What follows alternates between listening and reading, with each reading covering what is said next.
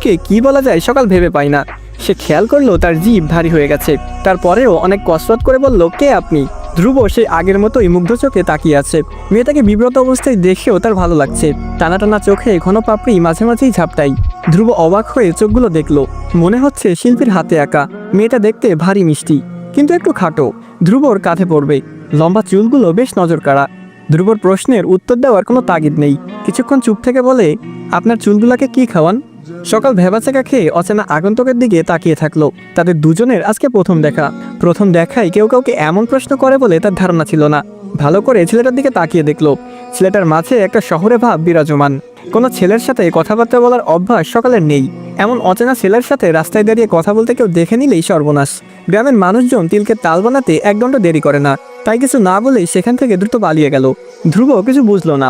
কি এমন বললো যেভাবে পালিয়ে গেল? শহরে হলে মেয়েরা ধ্রুবর গায়ে পড়ে ভাব জমাতে আসে, আর এই মেয়ে কিনা পালিয়ে গেল। ধ্রুবর চোখে এখনো মেয়েটার রেশ লেগে আছে।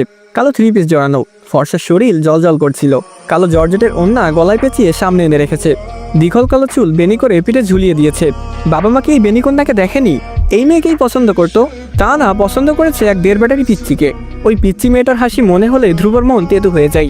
ওই পিচ্চির বদলে এই বেনিওয়ালিকে বউ করতে না পারার দুঃখে ধ্রুবর মন খারাপ হয়।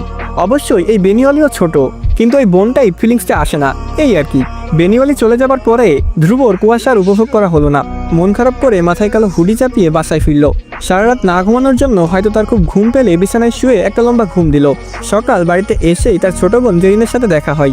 জেরিন তাকে দেখে মুচকি হাসে। কিছু না